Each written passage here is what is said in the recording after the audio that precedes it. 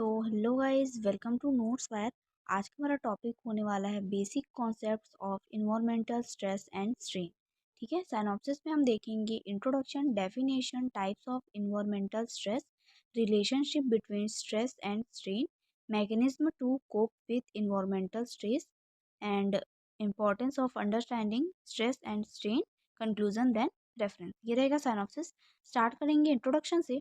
Environment में कई प्रकार के चेंजेस होते रहते हैं जो जीवों को प्रभावित करते हैं। जब कोई जीव किसी प्रतिकूल कंडीशंस का सामना करता है तो वह एक प्रकार का स्ट्रेस में आ जाता है। इस तनाव के प्रति जीव की प्रतिक्रिया को स्ट्रेन कहा जाता है। स्ट्रेस और स्ट्रेन की यह प्रक्रिया जीवों के सर्वाइवल, अडेप्टेशन और इवोल्यूशन में महत्वपूर्ण भूमिका निभाती है। यह है बेसिक इंट्रोडक्शन। गाइज, अगर आपको स्टडी नोट्स की नीड होगी तो आप लोग इस नंबर पे कांटेक्ट कर सकते हो, यहाँ से आपको प्रोवाइड करा दी जाएंगी। ठीक है, हम देखेंगे डेफिनेशन इन्वायरमेंटल स्ट्रेस का। Any external environmental factor that dispute the normal physiological or biochemical functioning of an organism is called environmental stress। यानी कोई भी बाहरी पर्यावरणीय कारक जो किसी जीव की सामान्य शारीरिक या जैव रासायनिक प्रक्रियाओं को बाधित करता है, पर्यावरणीय तनाव कहलाता है। देखेंगे स्ट्रेन का डेफिनेशन। द फिजियोलॉजिकल, बायोकेमिकल और structural response of an organism to stress is called strain. यानी जो किसी तनाव के प्रति किसी व्यक्ति या किसी जीव द्वारा दी गई शारीरिक, जैव रासायनिक या संरचनात्मक प्रक्रिया को विरूपण या स्ट्रेन कहा जाता है। तो ये था इन दोनों का डेफिनेशन। देखेंगे हम types of environmental stress.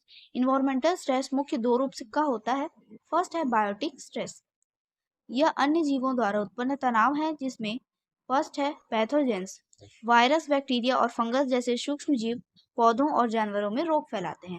Second है प्रेडरेशन। किसी जीव का दूसरे जीव द्वारा शिकार किया जाना, जिससे वह तनाव का अनुभव करता है। थर्ड है कंपटीशन। सीमित संसाधनों जैसे पानी, भोजन और निवास स्थान के लिए जीवों के बीच संघर्ष। नेक्स्ट है पैरासिटिज्म। परजीवी अपने होस्ट जीव से पोषण प्राप्त करके उसको नुकसान पहुंचाते हैं उसे। नेक्स्ट है अबायोटिक स्ट्रेस। यह गैर जीवित पर्यावरणीय कारकों द्वारा उत्पन्न होता है, जैसे फर्स्ट है टेम्परेचर स्ट्रेस। अधिक गर्मी शरीर में गर्मी से संबंधित क्षति उत्पन्न करता है। अत्यधिक ठंड कोशिकाओं में बर्फ बनने या चयापचय दर को कम करने में का कारण बनता है। सेकेंड है वाटर स्ट्रेस। सूखा में पानी की कमी के कारण जीवों की वृद्धि और कार्य प्रणाली प्रभावित होती है। जल भराव में अधिक पानी के कारण जड़ों में ऑक्सीजन की कमी हो जाती है। थर्ड है सैलिटरी स्ट्रेस। अधिक लवणीयता के कारण कोशिकाएं निर्जलीकरण का सामना करती हैं, जिससे उनकी कार्य क्षमता प्रभावित होती है। नेक्स्ट है पॉल्यूशन स्ट्रेस। वायु, जल और मृदा प्रदूषण के कारण जीवों को विषैले तत्वों का सामना करना पड़ता है। नेक्स्ट है heavy metal stress. Lead, mercury और कैमेडियम जैसे विषाक्त धातुएं जीवों की चयापचय प्रक्रियाओं को बाधित कर सकती हैं। नेक्स्ट है रेडिएशन स्ट्रेस। यूवी रेडिएशन और अन्य लोनेजिन लोनेजेंस रेडिएशन डीएनए को क्षति पहुंचाकर उत्परिवर्तन और कैंसर जैसी समस्याओं का कारण बन सकती हैं। नेक्स्ट देखेंगे relationship between stress and strain. जब कोई जीव स्ट्रेस का सामना करता है तो वह अपने सर्वाइवल के लिए स्ट्रेन विकसित करता है। यह स्ट्रेन विभिन्न रूपों में हो सकता है। फर्स्ट है फिजियोलॉजिकल स्ट्रेन। शरीर के कार्यों में बदलाव होते हैं, जिससे जीव तनाव से निपटने में सक्षम हो पाता है। उदाहरण के लिए अधिक गर्मी में पसीना आना शरीर को ठंडा रखने में मदद करता है। सेकेंड है बायोकेमिकल स्ट्रेन। तनाव के जवाब में जीव विशेष बायोकेमिकल कंपाउंड्स उत्पन्न करते हैं। उदाहरण के लिए हीट शॉक प्रोटीन्स कोशिकाओं को ऊष्मीय तनाव से बचाने में सहायता करता है, और प्रोटेक्टिव एंजाइम्स और ऑक्सीडेटिव स्ट्रेस को कम करता है। ठीक है, नेक्स्ट है स्ट्रक्चरल स्ट्रेन। जीव की शारीरिक संरचना में परिवर्तन होते हैं, जिससे प्रतिकूल परिस्थितियों में सरवाइव कर सके। उदाहरण के लिए है रेगिस्तानी पौधों में मोटे क्यूटिकल का विकास जल संरक्षण में मदद करता है, और कुछ पौधों में गहरी जड़ें पानी की उपलब्धता बढ़ाने के लिए विकसित होती हैं। नेक्स्ट हम देखेंगे mechanism to cope with environmental stress. Stress के प्रति जीवों में 3 प्रकार की प्रतिक्रियाएं होती हैं। फर्स्ट है अवॉइडेंस। कुछ जीव प्रतिकूल परिस्थितियों से बचने के लिए अपने स्थान या गतिविधियों में परिवर्तन कर लेते हैं। उदाहरण के लिए प्रवासी पक्षी सर्दियों में ठंडे क्षेत्रों से गर्म क्षेत्रों की ओर चले जाते हैं। कुछ पौधे सूखे मौसम में पत्तियां गिराकर जल हानि को कम करते हैं।